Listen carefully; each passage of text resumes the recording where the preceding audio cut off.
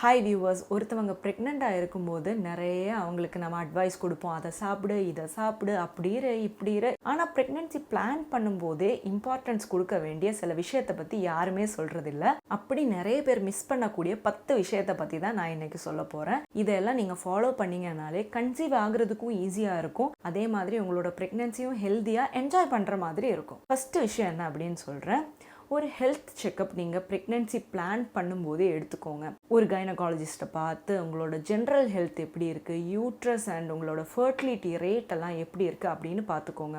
So இது வந்து ரொம்பவே இம்பார்ட்டண்ட். இது நீங்கள் உங்களுக்கு ஏதாச்சும் ஒரு பிரச்சனை இருக்குது, இல்லைன்னா ஃபர்டிலிட்டியில் ஏதோ ஒரு டவுட் இருக்குது அப்படின்னா மட்டும் பண்ணக்கூடிய ஒரு செக்கப் இல்லை.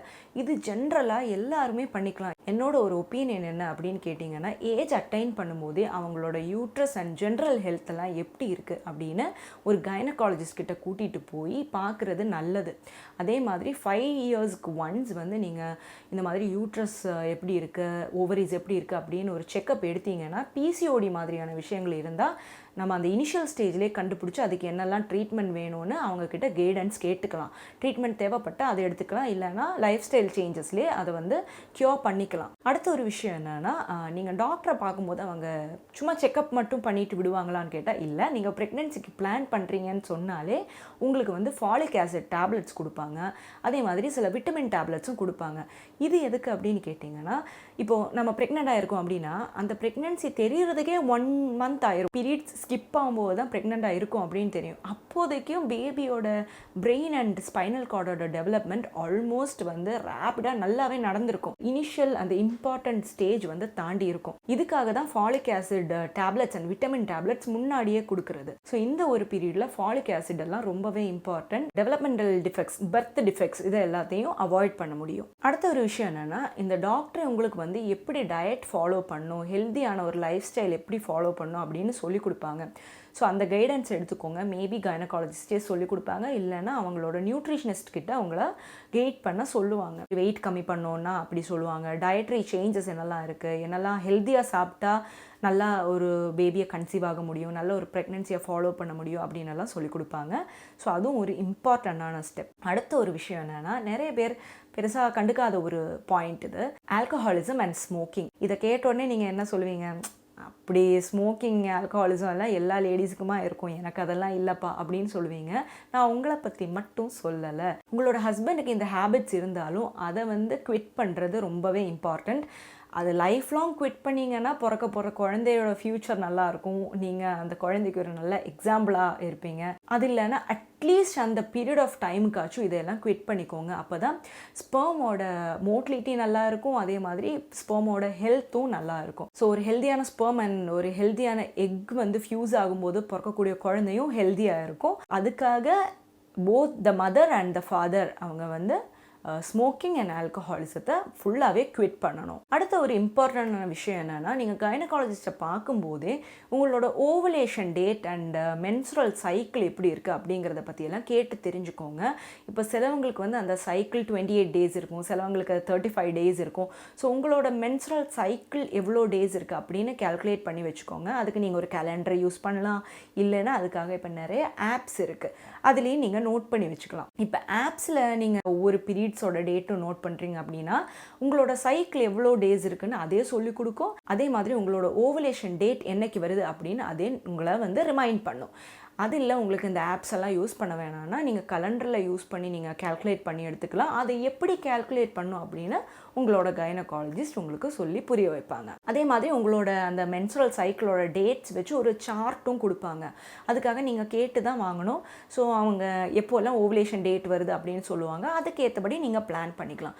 சிலவங்களுக்கு நேச்சுரலாக இதெல்லாம் கேல்குலேட் பண்ணாமலே வந்து ஈஸியாக இந்த ஃபிலிம்ஸ் எல்லாம் பார்க்குற மாதிரி ப்ரெக்னென்ட் ஆயிடுவாங்க. சிலவங்க இதெல்லாம் ரொம்ப தெரிஞ்சுக்கிட்டு அந்த டேட்டுக்கு பிளான் பண்ணணும் அப்படின்னு பண்ணுவாங்க. நீங்கள் எது வேணாலும் பண்ணிக்கலாம். இப்போ நீங்கள் இப்படி பிளான் பண்ணும்போது ஒவ்வொரு மந்த்தும் இப்போ கன்சீவ் ஆகலைன்னா நம்மளுக்கு ஸ்ட்ரெஸ் அதிகமாகிட்டே இருக்கும்.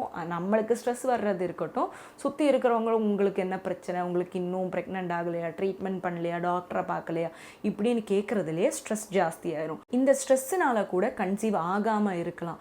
ஸ்ட்ரெஸ்ஸுனால நம்மளோட எக்கோட குவாலிட்டி கம்மியாகும், ஸ்பெர்மோட குவாலிட்டி கம்மியாகும்.